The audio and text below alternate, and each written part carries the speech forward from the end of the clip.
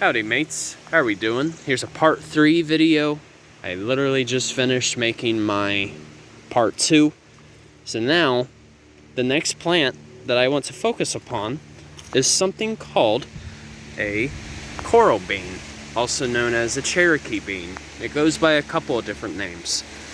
Now, some of you may be wondering, like, okay, since it's called coral bean, that must mean that it grows near the ocean. Not necessarily.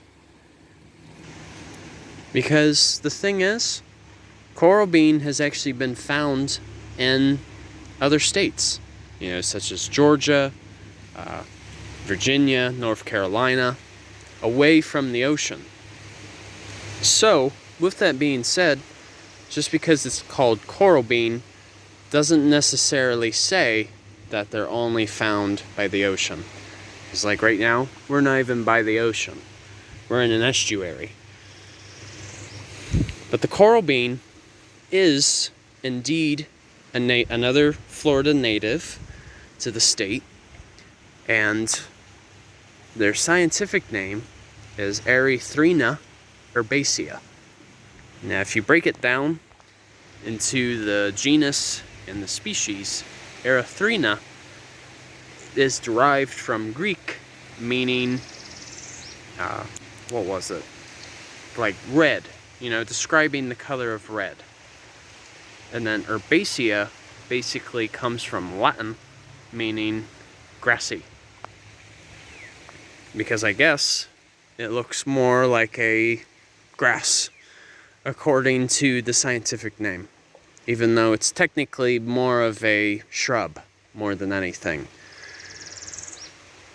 But it's a unique plant because when you actually look at the flowers, or the petals I should say, they have like a tubular shape, and some of them can actually be a foot long, which is quite insane.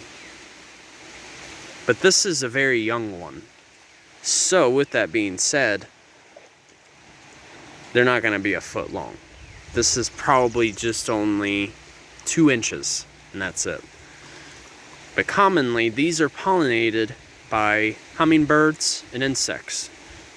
But the thing is, hummingbirds seem to be very seldom down in this part of Florida.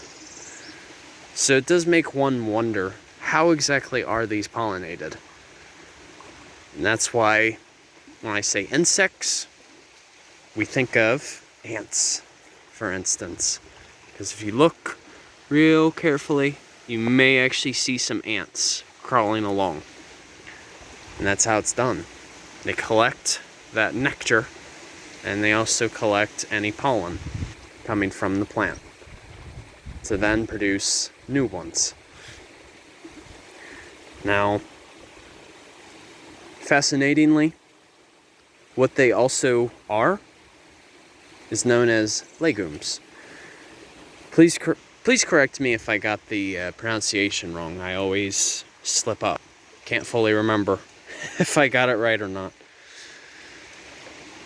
So, some of you may be wondering, what exactly do I mean by a legume?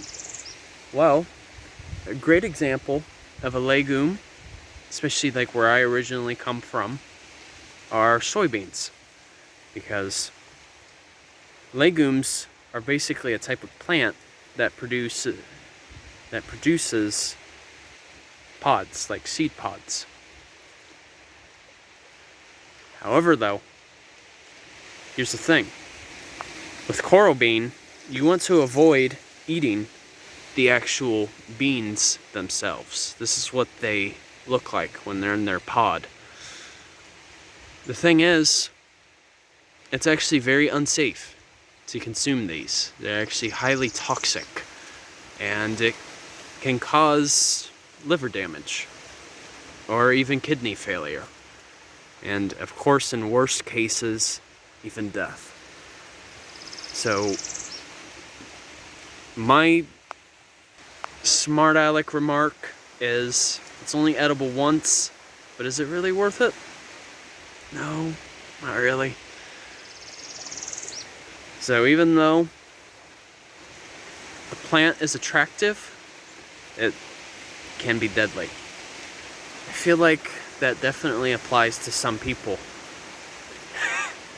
But the thing is, the difference, the coral bean is actually providing a service for our natural world. Because a common characteristic of legumes is they have rhizobium bacteria in their roots that help draw in atmospheric nitrogen. And then, once that nitrogen is absorbed from the atmosphere, it is converted into a usable form for the plants. You know, especially nitrates, for instance. So in a sense, it is a natural fertilizer without using man-made product. So, that is a piece on the coral bean. And pretty much, the bloom that you're seeing right here, it's ephemeral. It's very temporary. You give it another, few weeks, you will no longer see this. It will just look like, a plain shrub. Because that's usually how it is with blooms. They're temporary. They only last so long. So, alright you guys. Thanks for watching that piece on the coral bean. It's a neat plant. And they're practically in every single county in the state of Florida. And as I mentioned earlier, they're not only found in Florida either. I believe I've even seen them in Arkansas too in the past. So they do have a very wide distribution. So, hope you guys enjoy your Wednesday. And once again, Journey on a Journey is outwards. Take care, folks. See ya. Have a nice day.